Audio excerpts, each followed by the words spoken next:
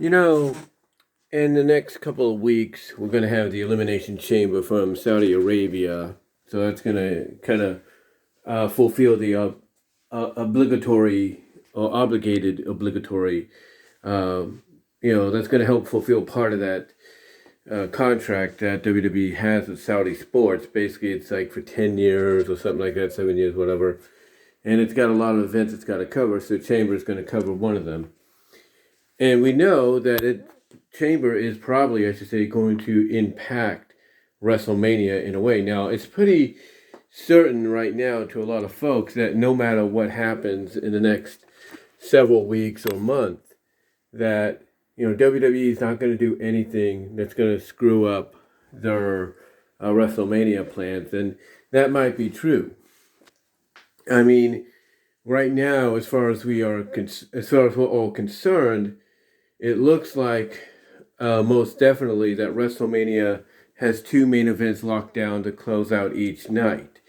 That, of course, is Ronda Rousey against Charlotte Flair for one night, and Roman Reigns, Brock Lesnar title for title on the other. Now, that might change. Some people might say that might change, and we could get Goldberg, Lesnar, and Reigns title for title at WrestleMania for one of the main events. We could get Sasha, Ronda, and Charlotte for one of the main events as well. So a lot could change in a matter of not just weeks, but a matter of a month and a half. And that is indeed true. But the question would be, why would they change them?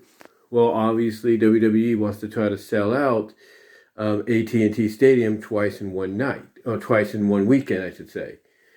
So what better way to do that than to have two potential multi-person matches headlining and closing out each night? Now, I don't think they'll do that necessarily. I don't think they'll do that. But then again, if they want to make sure they have, plenty of people in the audience to watch this, that the best solution for each night is to go that route. Even though Goldberg's last match on his current 1 year contract in ring-wise with WWE is, scheduled to be in Saudi. Now, that might all change. Because according to a lot of people, even like, Jason Solomon, the Solomonster sounds off. WWE is the kind of company that just when you think they won't risk, potentially a great one-on-one box office match, for something else, that's when they do it. But we'll see what they do. We just gotta, unfortunately, and people don't like using this adjective around WWE, wait and see what happens. We know that this Friday, Naomi's going to challenge Charlotte for the title, and there's no doubt that Sonya's going to play a factor in that, or will she? Because now Sonya looks like she's going to be playing a factor with Ronda and all that as well. But we'll see what occurs. My projection for Sonya, obviously, as we go into WrestleMania, is possibly on night 1 or 2, she's going to face Naomi in a match.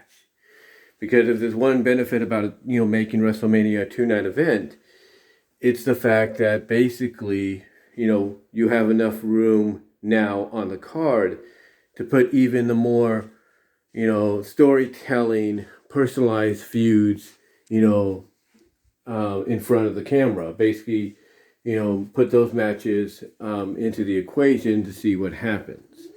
So, as far as I'm concerned, Sonya's going to have her hands full going into Mania, because if it's not dealing with Ronda, it's going to be dealing with Naomi. Now, we could potentially see Sonya lose her job in between now and then as a WWE official in story, because of the fact that she attacked Ronda on Friday, or because Ronda just shoved her out of the way, pushed her out of the way. She didn't really attack her or anything. She just pushed her, and Sonya decided to attack her to protect Charlotte. So that might come back and, bite, Sonya in the butt, storyline-wise, but we'll see what happens. But if I'm going to be honest here, I don't think WWE will do anything to really jeopardize, the WrestleMania plans just yet. If ticket sales don't increase, based on what is currently booked, then I would say, yeah, get ready for the announcement of 2 triple threat main events at WrestleMania. One being title for title, and the other being for the SmackDown women's title. And you don't expect that to happen. But again, let's see what we'll see what happens in the next month and a half. A lot of people are projecting that Sonya might, in storyline, suspend Ronda for what she did. I don't see that happening because, one, they could play in the fact that Sonya attacked Ronda, and all Ronda did was just push her out of the way. She didn't physically attack her until after Sonya attacked her. So it's going to be an interesting scenario how they play that out. But the thing is, in the end, I still see Sonya probably being involved in a match with Naomi at WrestleMania, because even if she does, lose her power in between, this past Friday and Mania, I can see her still trying to cause trouble for Naomi because of the fact that there's something there that she does. There's just something racially there, and storyline wise, as subtle as WWE wants to put it, as I talked about in one video. There's just something racially subtle there between the two, and it will get resolved at Mania no matter, what the circumstance. And even if Sonya still remains as an official, she might be put on probation to the point that she might accept a match with Naomi, to where if Sonya loses, she's no longer an official. But again, we'll see what they do. We'll see what happens in between now and then. But, right now, WrestleMania,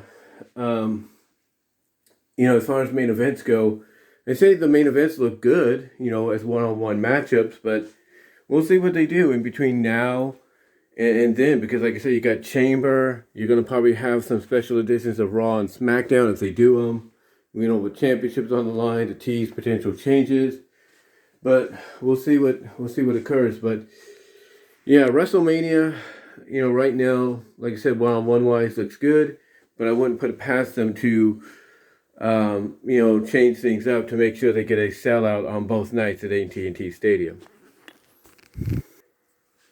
Now, let's talk about AEW. AEW has Revolution coming up. They are starting the road for the Face of the Revolution ladder match, which is something they started last year or so, with the winner getting a TNT title match by winning in a casino battle royal ladder match. And they're starting out next week with one of the matches being Isaiah Cassidy of the AHFO, Andrade Hardy family office or something like that. They have Isaiah Cassidy facing off against a mystery opponent, someone that's making their AEW debut, who's walking through the forbidden door and shutting it behind them, as Tony Khan stated. Now, a lot of people are speculating it's going to be Jeff Hardy, and that's a good speculation, but here's the thing. Jeff still has days left on his non-compete clause unless he found a way to legally get over that, due to the fact that, basically he quit and they released him as a precaution because of what they thought could be drug related. So, if it's Jeff, then that's a quick 90 days, but I don't think it's going to be Jeff. If anything, I would say maybe it's going to be Keith Lee.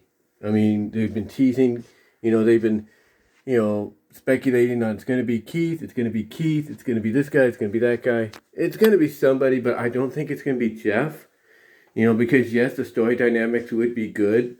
Him showing up, him showing up and everything would be, making Matt conflicted about his position. His music playing and Matt's reaction would be like, what, wait a minute, it can't be. Kind of deal. Would be priceless. But, that's up to AEW to see what kind of strings they can pull. But I don't think AEW would want to risk the legal action.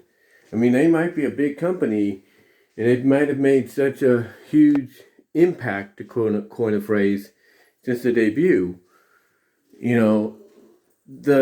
However, they're not at that point right now where I think they could pull something like this and legally be able to get away with it without, getting in trouble. So I don't think it's going to be Jeff. But whoever it is, it's going to be a name that people are going to be talking about after Wednesday. And my money's going to be on Keith Lee. Yeah, him and Mia Yim recently got married, and they're probably doing the honeymoon and everything right now. Or probably on the honeymoon, I should say. But he's one of the names whose 90-day non-compete clause recently expired. he and John Morrison, I think, as well. So I'm going to say it's got to be Keith Lee or John Morrison. I'm going to go with Keith Lee as the most likely candidate because that would be interesting to see him not only win his debut match, but also get into the Battle Royal for a shot at the TNT title. That's the name I'm going to go with. But speaking of AEW Revolution, it looks like a couple of the matches that are lined up for Revolution are going to go like this. We're going to have, obviously, MJF and CM Punk one more time, and MJF is going to lose this one. But I think this match is going to be a street fight. I think it's going to be a street fight between the two. Yes, they will play off the fact that Punk will want a rematch and MJF will decline and everything, and Punk will find a way to sweeten the deal. Like, hey, if you beat me, I'll leave AEW, or hey, if you beat me, I'll make sure Tony Khan gives you a title match, a shot at the world title in any match you want, stuff like that. They'll do something to where either they're going to go down the route they've done before, where, Punk has to earn a match against MJ, just like, Jericho and others have before him. Because remember, Jericho had to do the labors, and I think, I can't think of the other person that had to do labors as well, but eventually they got the matches. So I don't know if they'll do the same thing here.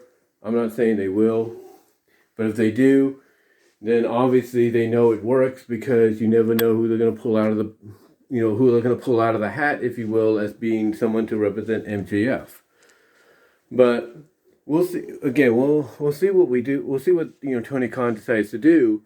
But if I'm Tony Khan, this is what I do. I just have Punk go out there, say he wants his rematch, make it a street fight, and even add the stipulation of, like I said, either the fact that if MJF beats him again, he'll leave AEW, he'll tear up his contract and leave, or if MJF beats him, then Punk will make sure that MJF gets a shot at the world title in any match he wants.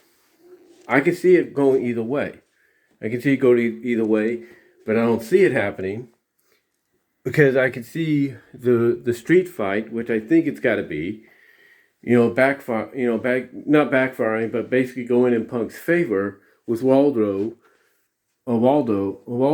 if you will, accidentally costing MJF, and then that, finally breaks Waldro away from MJF, and you start the program there. Now, that's another interesting scenario, too. You can have Punk, put the stipulation in of, hey, face me in a street fight, and if you win, I'll leave. I'll tear up my contract, legitimately tear up my AEW contract, I'll leave. Or if I win, then Waldro here is no longer under contract to you, and he can be his own man.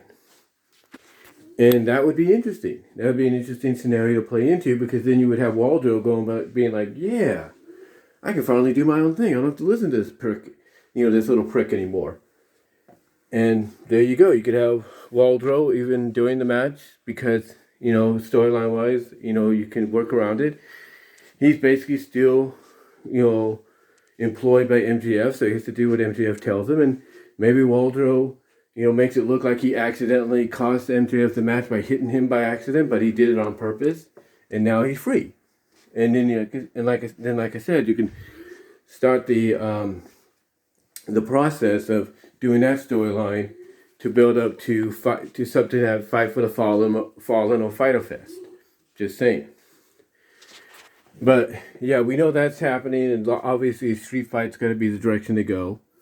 We know they're doing Britt Baker, Thunder Rosa. They've already set that in motion, if you will. I mean, it's been set in motion since Thunder Rosa, beat her in that Lights Out match last year. And, even though it didn't really count, it pretty much set in motion an eventual rematch, this time with more higher stakes, on the line, in this case being the Women's Championship. So we know they're doing Thunder Rosa and Britt, which I think a lot of people are predicting Thunder Rosa to win, because that would begin a new era for the women's division. And then maybe you can basically build to, two separate matches out of that. I mean, you could have, Thunder Rosa against Mercedes Martinez, and you could have Britt Baker face Jamie Hayter, because maybe during the match Jamie Hayter, like Waldo, accidentally would cost MJ his match against Punk.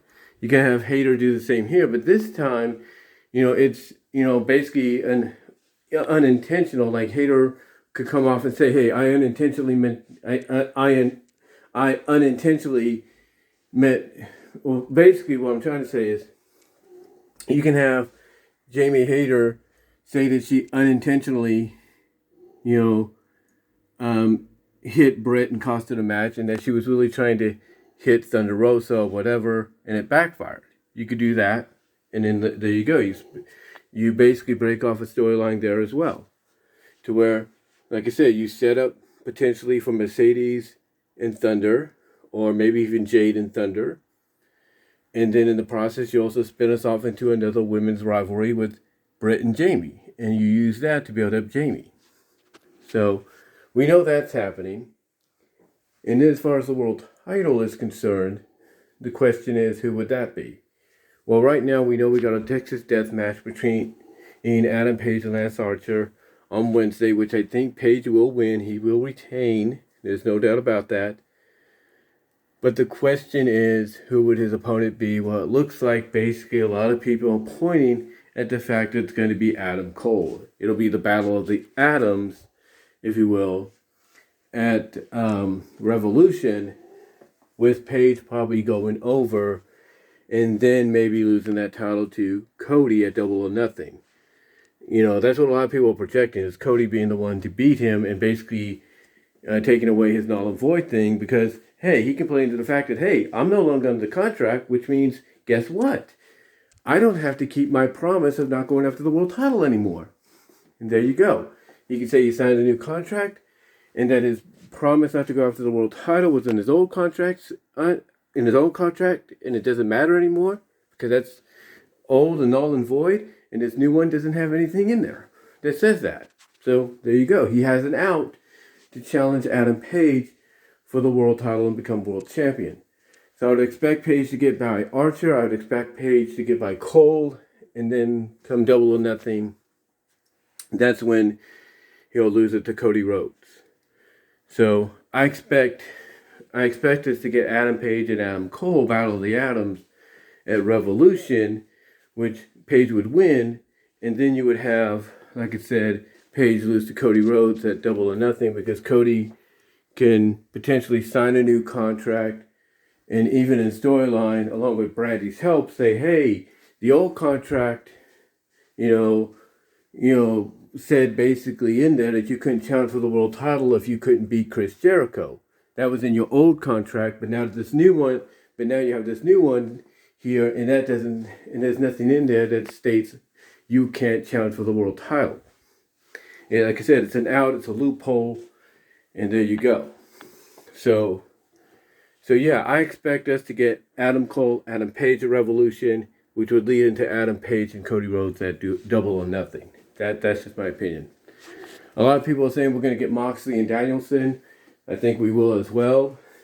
And I think a stipulation will be added to that. I think the stipulation is, if Danielson wins, Moxley will work with him. Moxley will, agree to team with him and, become this two-man power trip to go after all the belts. And I think that's a great idea. I really do. But I also see Moxley saying, hey, if I beat you, then you drop this whole thing of, wanting to, team up with me, drop this whole two-man power trip deal, and just leave me be. Let me do my own thing. And you could continue this, and that could happen too, where if Moxley wins, Danielson has to not bother him anymore, has to let him do his own thing. And you can then have Danielson get his group together, in the process behind the scenes, have them attack, Moxley, and you can continue the feud that way. So yeah, I think with Moxley and Danielson, the stip between those two will be, if Mox loses, he'll listen to Danielson, and he'll form this two-man power group. And if not, Danielson leaves him alone, and you have Danielson with his new cronies attack Moxley, and, off to the races you go. So either way,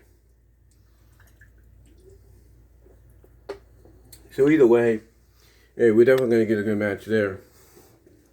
And really, that's all I can say about Double or Nothing right now. I mean, not Double or Nothing, but Revolution right now. That it looks like the matches we're going to get there on that night will be Adam Cole, Adam Page world title, Britt Thunder for the, Britt and Thunder Rosa for the women's title, and most definitely Moxley versus Danielson with a stipulation of,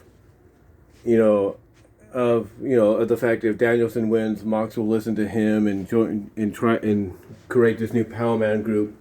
Or if not, then Danielson will still form his group and continue to feud with Moxley.